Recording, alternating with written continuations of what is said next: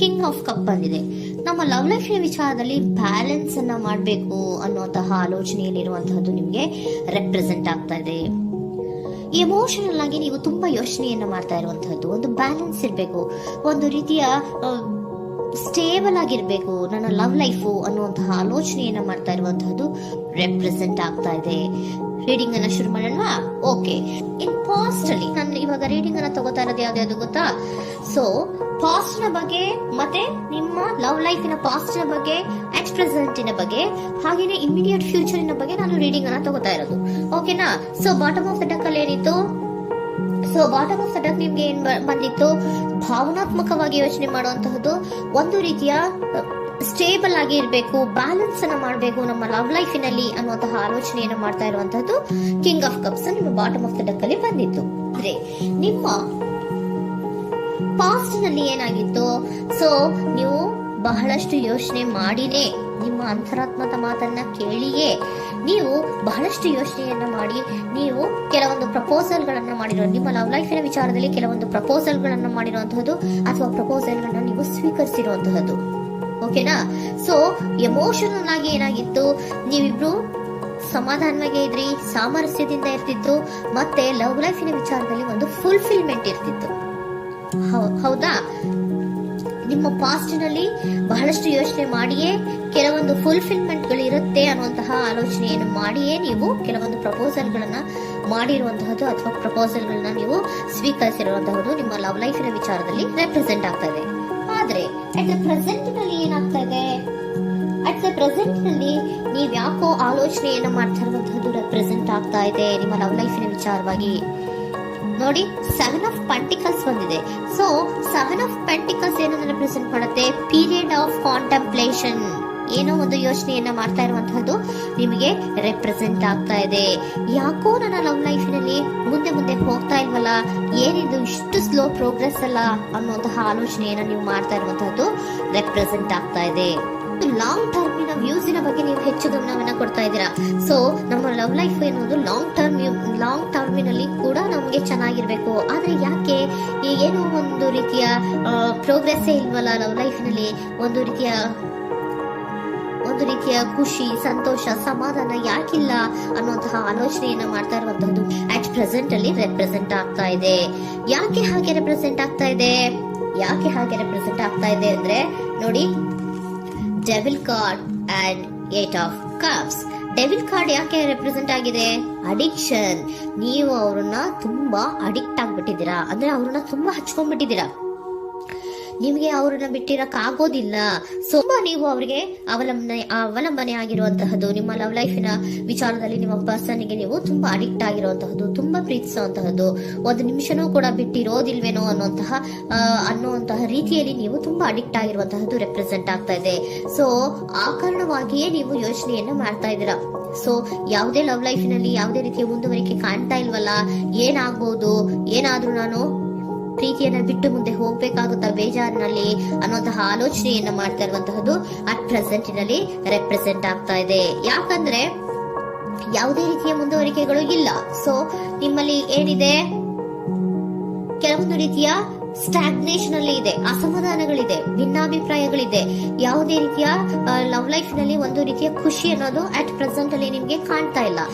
ಆದ್ರೆ ಯೋಚನೆ ಅಂತೂ ಮಾಡ್ತಾ ಇದ್ದೀರಾ. ಅಡಿಕ್ಷನ್ಸ್ ಇದೆ ಅಲ್ವಾ?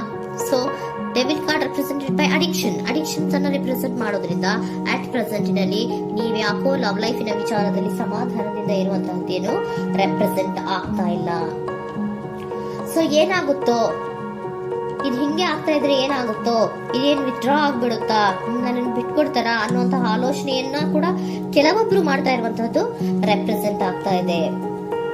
Next, in the near future ಅಲ್ಲಿ ಅಥವಾ ಇಮಿಡಿಯೇಟ್ ಫ್ಯೂಚರ್, ಇದು 1 ಮಂತಿನ ರೀಡಿಂಗ್ ಅಷ್ಟೇ, ಇನ್ನು ಲೈಫ್ ಲಾಂಗ್ ಇನ ರೀಡಿಂಗ್ ಅಲ್ಲ. ಓಕೆನಾ? ಜಸ್ಟ್ 1 ಮಂತಿನ ರೀಡಿಂಗ್ ಅಷ್ಟೇ. ನೆಕ್ಸ್ಟ್ ಬಂದಿರುವಂತಹದ್ದು ಯಾವುದು? 8 ಆಫ್ ಪೆಂಟಿಕಲ್ಸ್ ಬಂದಿದೆ. ಸೊ 8 ಆಫ್ ಪೆಂಟಿಕಲ್ಸ್ ಏನ್ ಮಾಡ್ಬೇಕಿತ್ತು? ನೀವು ಈ ಅಡಿಕ್ಷನ್ಸ್ ಅನ್ನ ಬಿಟ್ಟು, ಯೋಚನೆಯನ್ನ ಬಿಟ್ಟು, ಏನಕ್ಕೆ ಅಸಮಾಧಾನ ಆಗ್ತಾ ಇದೆ ಅನ್ನೋದನ್ನೆಲ್ಲ ಬಿಟ್ಬಿಟ್ಟು ನೀವು ಫೋಕಸ್ ಅನ್ನ ಮಾಡುವಂತಹದ್ದು ರೆಪ್ರೆಸೆಂಟ್ ಆಗ್ತಾ ಇದೆ. ಸೊ ಏನ್ ಫೋಕಸ್ ಮಾಡುವಂತಹದ್ದು? ಏನಾಗಿದೆ ನನ್ನ ಲವ್ ಲೈಫಿನ ವಿಚಾರದಲ್ಲಿ?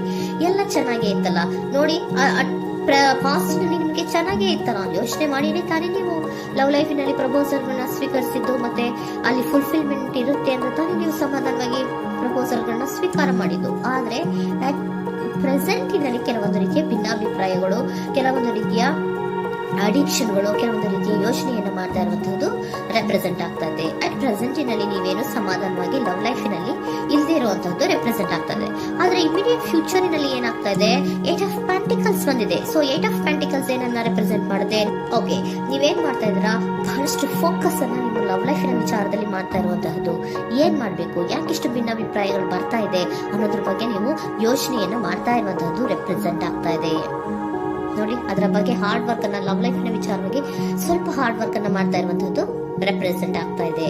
ಸೊ ಬಹಳಷ್ಟು ಕಮಿಟ್ಮೆಂಟ್ ಅನ್ನ ಇಟ್ಕೊಂಡು ಇದನ್ನ ನಾನು ಸರಿ ಮಾಡ್ಕೊಳ್ಳೇಬೇಕು ಅನ್ನುವಂತಹ ಆಲೋಚನೆಯನ್ನ ಮಾಡ್ತಾ ಇರುವಂತದ್ದು. ಸರಿ ಆಗ್ಲೇಬೇಕು, ಈ ಎಲ್ಲಾ ರೀತಿಯ ಅಸಮಾಧಾನಗಳಿಂದ ನಾನು ಆಚೆ ಬರಬೇಕು, ಸಮಾಧಾನವಾಗಿರ್ಬೇಕು, ಬ್ಯಾಲೆನ್ಸ್ ಅನ್ನ ಮಾಡ್ಬೇಕು ಅನ್ನೋದನ್ನ ನೀವು ಇಟ್ಕೊಂಡು ನೀವು ಹಾರ್ಡ್ ವರ್ಕ್ ಅನ್ನ ನಿಮ್ ಲವ್ ಲೈಫಿನ ವಿಚಾರದಲ್ಲಿ ಮಾಡ್ತಾ ಇರುವಂತದ್ದು ರೆಪ್ರೆಸೆಂಟ್ ಆಗ್ತಾ ಇದೆ. ನೆಕ್ಸ್ಟ್ ಕಾರ್ಡ್ ಕೂಡ ನಿಮ್ಗೆ ಕಿಂಗ್ ಆಫ್ ಸೋರ್ಟ್ಸ್ ಬಂದಿದೆ. ಸೊ ಕಿಂಗ್ ಆಫ್ ಸೋರ್ಟ್ಸ್ ಏನನ್ನ ರೆಪ್ರೆಸೆಂಟ್ ಮಾಡುತ್ತೆ? ಸ್ಪಷ್ಟವಾಗಿ ಥಿಂಕ್ ಅನ್ನ ಮಾಡ್ತಾ ಇದ್ದೀರಾ. ನಮ್ಮ ಲವ್ ಲೈಫಿನ ವಿಚಾರದಲ್ಲಿ ಯಾಕೆ ಅಸಮಾಧಾನ ಬರ್ತಾ ಇದೆ, ಯಾಕೆ ಭಿನ್ನಾಭಿಪ್ರಾಯ ಬರ್ತಾ ಇದೆ, ನಾನಂತೂ ಅವ್ರನ್ನ ಬಿಟ್ಟಿರಕ್ಕಾಗಲ್ಲ. ಸೊ ನಾನೇನ್ ಮಾಡ್ಬೇಕು, ಇದನ್ನೆಲ್ಲ ಕೂಡ ಬ್ಯಾಲೆನ್ಸ್ ಅನ್ನ ಮಾಡ್ಬೇಕು. ಅದಕ್ಕೆ ನಾನು ಏನ್ ಮಾಡ್ಬೇಕು, ಫೋಕಸ್ ಅನ್ನ ಮಾಡ್ಬೇಕು. ಫೋಕಸ್ ಅನ್ನ ಮಾಡಿ ಅಲ್ಲಿ ನೀವು ಕರೆಕ್ಟ್ ಆಗಿ ಕ್ಲಿಯರ್ ಥಿಂಕಿಂಗ್ ಅನ್ನ ಮಾಡಿ, ಒಂದು ಸ್ಟ್ರಾಂಗ್ ವಿಲ್ ಪವರ್ ಅನ್ನ ಇಟ್ಕೊಂಡು ನೀವು ಮೆಚ್ಯೂರ್ ಆಗಿ ಥಿಂಕ್ ಮಾಡಿ ಕೆಲವೊಂದು ರೀತಿಯ ನಿರ್ಧಾರಗಳನ್ನ ಮಾಡುವಂತಹದ್ದು ರೆಪ್ರೆಸೆಂಟ್ ಆಗ್ತದೆ ನೋಡಿ. ಸ್ಟ್ರಾಂಗ್ ಆಗಿ ಒಂದು ವಿಲ್ ಪವರ್ ಅನ್ನ ಇಟ್ಕೊಂಡು ಫೋಕಸ್ ಅನ್ನ ಮಾಡಿ ನೀವು ನಿಮ್ಮ ಲವ್ ಲೈಫಿನ ವಿಚಾರದಲ್ಲಿ ಬಹಳಷ್ಟು ಧೈರ್ಯದಿಂದ ನಿಮ್ಮ ಲವ್ ಲೈಫಿನ ವಿಚಾರವನ್ನ ಅಥವಾ ಲವ್ ಅನ್ನ ನೀವು ಬ್ಯಾಲೆನ್ಸ್ ಅನ್ನ ಮಾಡುವಂತಹದ್ದು ರೆಪ್ರೆಸೆಂಟ್ ಆಗ್ತಾ ಇದೆ. ಈಗ ಪ್ರೆಸೆಂಟ್ ಅಲ್ಲಿ ನಿಮಗೆ ಬೇಜಾರಿರಬಹುದು, ನಿಧಾನಗಳಿರಬಹುದು, ಆದ್ರೆ ಇನ್ ನೆಕ್ಸ್ಟ್ ನಿಯರ್ ಫ್ಯೂಚರ್ ಅಲ್ಲಿ ನೀವು ಅದನ್ನ ಫೋಕಸ್ ಮಾಡುವಂತಹದ್ದು, ಅದರ ಕಡೆಗೆ ಹೆಚ್ಚು ಗಮನವನ್ನ ಕೊಡೋದು, ಕ್ಲಾರಿಟಿಯ ಥಿಂಕಿಂಗ್ ಅನ್ನ ಮಾಡುವಂತಹದ್ದು, ಕ್ಲಿಯರ್ ಆಗಿ ಥಿಂಕಿಂಗ್ ಅನ್ನ ಮಾಡೋದು, ಕ್ಲಾರಿಟಿಗೆ ಬರುವಂತಹದ್ದು, ಧೈರ್ಯವಾಗಿ ಮುಂದೆ ಹೋಗುವಂತಹದ್ದು ನಿಮ್ಗೆ ರೆಪ್ರೆಸೆಂಟ್ ಆಗ್ತಾ ಇದೆ. ಅದೇ ನಿಮಗೆ ಬಾಟಮ್ ಆಫ್ ದ ಡಕ್ ಬಂದಿರುವಂತಹದ್ದು ಕಣ್ರಿ, ಕಿಂಗ್ ಆಫ್ ಕಪ್ಸ್ ಬಂದಿದೆ. ಸೊ ಕಿಂಗ್ ಆಫ್ ಕಪ್ಸ್ ಏನು, ನೀವು ಭಾವನಾತ್ಮಕವಾಗಿ ಯೋಚನೆ ಮಾಡ್ತಿದ್ದೀರಾ, ನಿಮ್ಮ ಲವ್ ಲೈಫಿನ ವಿಚಾರದಲ್ಲಿ ಒಂದು ಬ್ಯಾಲೆನ್ಸ್ ಅನ್ನ ಮಾಡಬೇಕು ಅನ್ನುವಂತಹ ಆಲೋಚನೆಯನ್ನ ಮಾಡ್ತಾ ಇರುವಂತಹದ್ದು. ಓಕೆನಾ? ಹಾಗಿದ್ರೆ ಏಂಜಲ್ ಗೈಡೆನ್ಸ್ ನಿಮ್ಗೆ ಏನ್ ಕೊಡ್ತಾರೆ ಅನ್ನೋದನ್ನ ನೋಡೋಣ. Okay, B assertive, very good, trust. ನೋಡಿ, ದೃಢವಾಗಿ ಇರಿ, ಏನೂ ಆಗಿಲ್ಲ. ನೀವು ಅಷ್ಟೊಂದು ಯೋಚನೆಯನ್ನ ಮಾಡುವಂತಹದ್ದು ಏನೂ ಆಗಿಲ್ಲ. ಕೆಲವೊಂದು ರೀತಿಯ ವೇರಿಯೇಷನ್ಗಳಾಗಿರುತ್ತೆ. ಸೊ ವೇರಿಯೇಷನ್ಗಳಾಗಿದ್ರು ಕೂಡ ನೀವು ಫೋಕಸ್ ಅನ್ನ ಮಾಡ್ತೀರಾ, ಅದರಲ್ಲಿ ನಿಮ್ಗೇನು ನಷ್ಟ ಏನೂ ಆಗಲ್ಲ, ಅಥವಾ ನೀವೇನೂ ಕೂಡ ಕಳ್ಕೊಂಡು ನೀವು ಆಚೆ ಬರಲ್ಲ. ಫೋಕಸ್ ಅನ್ನ ಮಾಡಿ ಕರೆಕ್ಟ್ ಆಗಿ ಕ್ಲಿಯರ್ ಥಿಂಕಿಂಗ್ ಅನ್ನ ಮಾಡಿ ನೀವು ಕರೆಕ್ಟ್ ಆಗಿ ಮಾತಾಡ್ಬಿಟ್ರೆ ನಿಮ್ಮ ಲವ್ ಲೈಫ್ ನಲ್ಲಿ ಬ್ಯಾಲೆನ್ಸ್ ಅನ್ನೋದು ಬಂದ್ಬಿಡುತ್ತೆ. ಓಕೆನಾ? ಬಿ ಅಸರ್ಟಿವ್, ದೃಢವಾಗಿರಿ, ಧೈರ್ಯವಾಗಿರಿ, ಟ್ರಸ್ಟ್, ನಂಬಿಕೆಯಿಂದ ಇರಿ, ಏನೂ ಆಗಲ್ಲ. ನೀವು ಅಷ್ಟೊಂದು ಅಸಮಾಧಾನ ಮಾಡ್ಕೊಂಡು ಅಷ್ಟೊಂದು ಬೇಜಾರನ್ನ ಮಾಡ್ಕೊಂಡು ಏನಾಗ್ತಿದೆಯೋ ಅಂತ ಗಾಬರಿ ಪಡುವಂತಹದ್ದು ಏನೂ ಆಗಿಲ್ಲ. ಸ್ವಲ್ಪ ವೇರಿಯೇಷನ್ಗಳಾಗಿದ್ರು ಕೂಡ ಇನ್ ನಿಯರ್ ಫ್ಯೂಚರ್ ನಿಮ್ಗೆ ಸಮಾಧಾನ ಆಗುತ್ತೆ, ಖುಷಿ ಆಗುತ್ತೆ. ನಿಮ್ ಲವ್ ಲೈಫಿನ ವಿಚಾರದಲ್ಲಿ ಕೆಲವೊಂದು ಬ್ಯಾಲೆನ್ಸ್ ಗಳನ್ನ ಮಾಡ್ತೀರಾ.